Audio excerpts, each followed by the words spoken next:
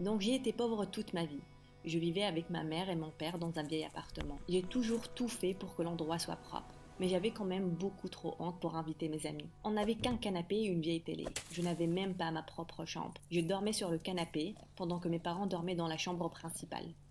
Quand il fallait aller au bal de fin d'année au lycée, je devais créer ma propre robe en utilisant deux vieux t-shirts de mon père. J'ai fabriqué un crop top et une jupe. Je pensais qu'ils étaient mignons, mais quand je suis allée au bal, l'une des élèves les plus vicieuses a dit: Oh, regardez, elle porte encore une fois un sac de poubelle. Je suppose qu'ils se sont rendus compte qu'ils étaient vieux.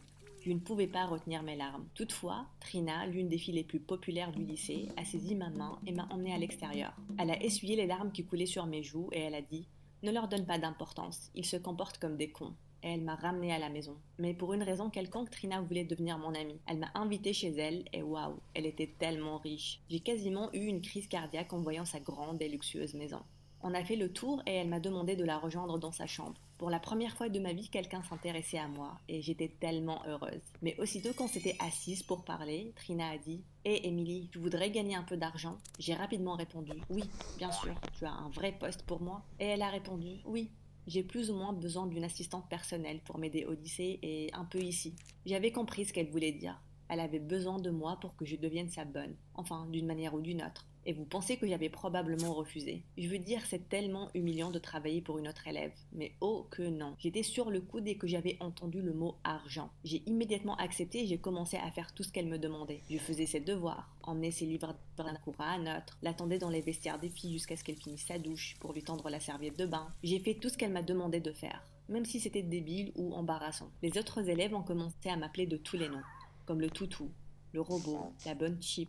Mais je m'en foutais, tant qu'elle me payait. L'argent était devenu ma première priorité. Je me suis sentie puissante en ayant l'argent. Et quand ils ont remarqué que je n'en avais rien à faire, ils ont commencé à m'embaucher aussi. Je suis devenue genre une freelanceuse en faisant toutes sortes de choses stupides. Je les conduisais à certains endroits, leur achetais des sandwichs et leur ramenais des cafés. Une fois, j'ai même nettoyé le casier d'une fille durant la pause. Les choses ont fonctionné comme ça durant un moment. Un matin, en allant en cours, tous mes livres sont tombés. Je me suis retournée et mon sac était complètement déchiré. J'ai donc dû tout emporter entre mes mains. Quand je suis arrivée au lycée, l'un des élèves m'a demandé: Où est-ce que tu gardes tout ton argent? Pourquoi est-ce que tu ne t'achètes pas un nouveau sac? Espèce de bizarroïde. Je l'ai regardé de travers et j'ai répondu: Ce ne sont pas tes affaires. La vérité, c'est que j'ai tout gardé dans un endroit secret. J'avais peur que mes parents prennent tout l'argent. Je l'ai donc bien caché. De cette manière, je pourrais m'en aller de la maison dès que j'aurai mon diplôme. Puis le bal de fin d'année est arrivé, mais personne ne m'a demandé d'être sa partenaire de bal. J'ai donc essayé d'inviter mon crush, Josh. Il est l'un des joueurs de l'équipe de foot et j'avais l'habitude de le regarder jouer quand j'attendais que Trina finisse son entraînement. Une après-midi, alors qu'il était avec ses amis, je suis allée le voir et je lui ai demandé: Hey Josh, je peux te parler un instant? Josh avait l'air confus. Il a même demandé: C'est à moi que tu parles? J'ai rougi et j'ai dit oui. Et quand il s'est approché, j'ai demandé: Voudrais-tu être mon partenaire pour le bal? Je t'aime bien et... Mais Josh n'a pas attendu que je finisse ma phrase. Il s'est tourné et a commencé à rigoler très fort, en disant: Regardez-moi ça, la bonne veut que je sorte avec elle. Pouvez-vous le croire? Ils ont tous éclaté de rire et je sentais que mes joues me brûlaient. Qu'est-ce que je m'imaginais? J'ai décidé de ne pas aller au bal. Au lieu de ça, j'ai accepté toutes les corvées à faire cette nuit-là. J'ai gagné 200 $ de plus, ce qui valait vraiment le coup. Toutefois, après avoir eu mon diplôme, je suis allée à l'université en espérant trouver quelqu'un à aimer. Je suis allée dans une autre ville pour que personne ne découvre mon passé. Avec l'argent que j'ai économisé, j'ai pu avoir un petit appartement et j'ai travaillé en tant que serveuse pour pouvoir m'en sortir. J'étais heureuse de pouvoir vivre comme une étudiante normale. J'ai essayé de me faire des amis. Une fois, d'autres étudiants et moi, travaillant sur un projet, ils m'ont suggéré de commander de la nourriture. Je leur ai dit que j'avais mon sandwich et ils étaient cool avec ça. On s'est tous assis pour manger. Quelques-uns d'entre eux n'avaient pas fini leur repas et ça m'a énervé. J'ai donc demandé à l'une des filles: Est-ce que tu vas manger ce qui reste? Parce que sinon je pourrais le prendre. Je pensais que je leur faisais une faveur en prenant les restes. Vous savez, faire du bien à l'environnement en ne gaspillant pas de la nourriture. Mais ça ne leur a pas plu.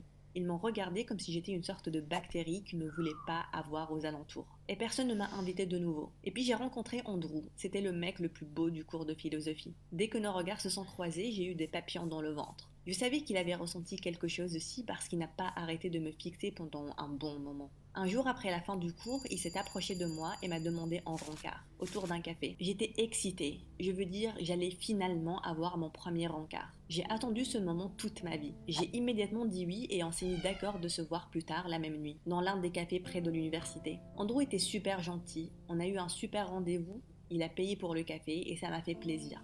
À la fin de la soirée, il m'a embrassé sur la joue et il m'a demandé d'aller dîner avec lui le week-end suivant. Cette fois-ci, on est allé dans un restaurant super chic et on a passé un bon moment. Andrew n'arrêtait pas de me parler de ses années lycée et comment c'était magnifique. Mais je n'étais pas à l'aise pour partager mes histoires de lycée. Je suis donc restée silencieuse et je l'ai écouté. J'étais excitée d'avoir quelqu'un à qui parler. Mais quand on a fini le repas et qu'il était temps de rentrer, il m'a regardée et a dit « Donc on devrait partager l'addition ». C'était comme s'il m'avait giflé en plein visage. Partager l'addition? Est-ce qu'il se foutait de ma gueule? Bien sûr, j'ai répondu. Mais quand j'ai vu l'addition, je me suis presque évanouie. On a eu 2 plats pour 50 $. Quoi? J'ai murmuré. On aurait pu manger des tacos à 5 $ et nous contenter de ça. Andrew ne m'a pas entendu. Je lui ai donc dit que je devais aller aux toilettes, mais il se doutait que j'allais m'enfuir. Il m'a donc dit de payer avant d'aller aux toilettes. Je ne pouvais pas me contenir. J'ai commencé à lui crier dessus devant tout le monde, disant que je ne lui avais jamais demandé de m'emmener dans un restaurant chic. Puis je suis partie. Et vous l'avez bien compris, il ne m'a jamais rappelé.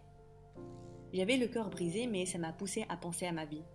Comment suis-je devenue si radine? J'aurais pu payer ces 25 $ et garder ma bouche fermée. Pourquoi j'en ai fait toute une histoire? Mais si je les avais payés, je n'aurais pas pu dormir cette nuit-là. J'ai regardé autour de moi et j'ai remarqué que je vivais dans l'appartement le plus petit de la ville.